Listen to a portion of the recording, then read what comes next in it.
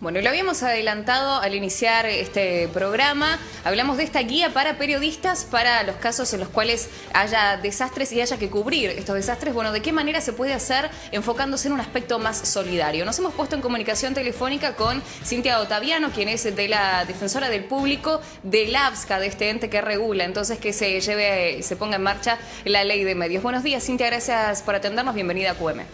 ¿Qué tal? Muy buenos días, muchas gracias. Una aclaración nada más, que la Defensoría del Público es un ente autónomo que tiene dependencia orgánica de la Comisión Bicameral, es decir, del ámbito legislativo. Bien. En cambio el ABSCA está en el ámbito del Poder Ejecutivo y eventualmente desde la Defensoría se puede ejercer un control, pero es el ABSCA el que tiene capacidad sancionatoria por ser el ente de regulación, como mencionabas, y la Defensoría en cambio lo que hace es ser mediador, ser enlace entre los distintos actores de la comunicación y recibir y canalizar las denuncias del público. Bueno, aprovecha la aclaración entonces. Bueno, ¿de qué se trata esta guía y por qué surge? ¿A raíz de qué necesidad?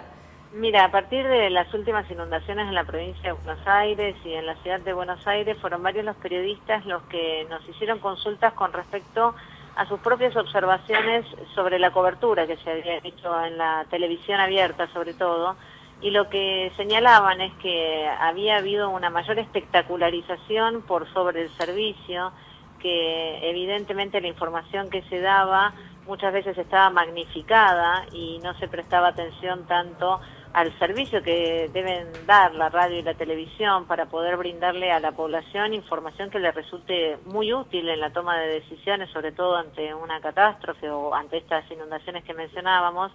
Y a partir de ello, en la Defensoría del Público se hizo un monitoreo de esa cobertura y evidentemente también se señaló lo mismo que habían marcado los periodistas, encontrando que por otra parte la voz del periodista estaba por sobre las voces de los especialistas, es decir, se consultaba a muy pocos especialistas, se ponía la historia personal en primer plano en lugar de brindar mayor información contextual. Entonces, a partir de esa realidad que quedaba evidenciada en el monitoreo, decidimos hacer mesas de trabajo, ir convocando a periodistas, pero también a camarógrafos, a productores ejecutivos, entendiendo que la comunicación es una construcción bastante compleja, que no solo está el periodista que da la noticia, ¿no? Y también a asociaciones de periodistas y a representantes sindicales. Y de esas mesas de trabajo surgió prácticamente lo mismo, la necesidad de empezar a prestar atención con respecto a si no genera mayor vulnerabilidad el ejercicio profesional cuando, por ejemplo, estás entrevistando a una persona que está en estado de shock. Si al preguntar y otra vez sobre sus pérdidas, en realidad no estás profundizando esa situación de desamparo.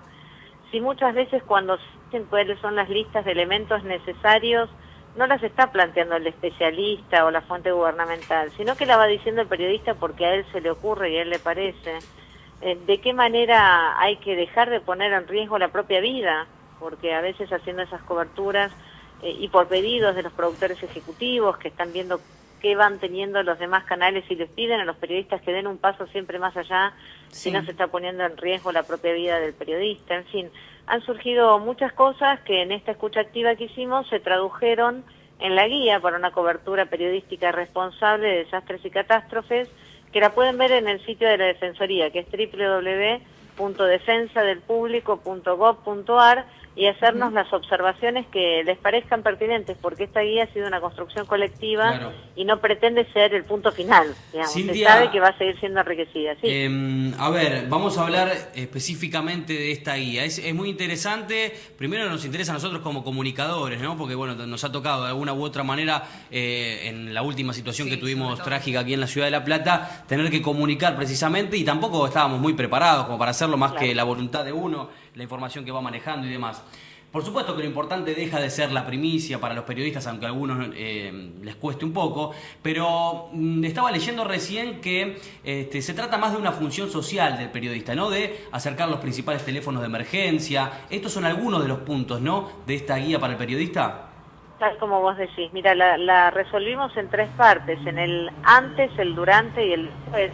En el antes, como vos señalabas, trabajar en la preparación y en la capacitación del periodista. Y en ese sentido la Defensoría se compromete a hacer vínculo entre los distintos sectores gubernamentales y de la sociedad civil que tienen experiencia en este tipo de problemáticas, para poder dar un curso para trabajadores de la comunicación, que no solo son periodistas, ¿no? Que también sean los camarógrafos, los productores ejecutivos y abiertos también a la comunidad para que puedan tener herramientas necesarias desde el punto de vista asistencial, también desde el punto de vista jurídico y también desde el punto de vista ético y del nuevo paradigma de la comunicación que lo demostró la ley de medios. La comunicación es un servicio, no es un negocio. Claro. Y ahí es donde cambia la situación. El periodista tiene responsabilidad social y puede ser un gran contribuidor en esos momentos en los que hay un desastre, una catástrofe, porque puede brindar, como vos bien decías, los teléfonos de emergencia, pero para eso tenés que tenerlos, tenés que hacer también vos una escucha activa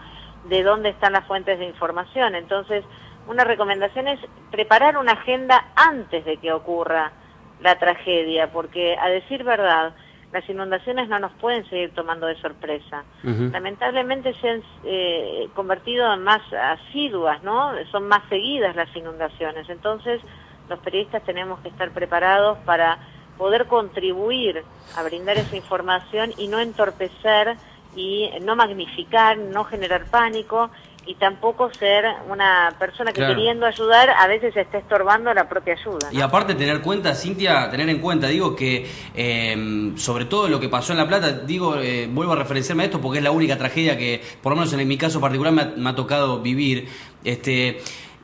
Toda la gente, o la mayoría de la gente, recurría a la radio, porque era lo único que podía tener con pilas, porque no había electricidad. Cuando volvió la luz podía ver algo de televisión, entonces ahí también ponían los canales de noticias para ver qué sucedía. Es a lo primero que se recurre, a los medios.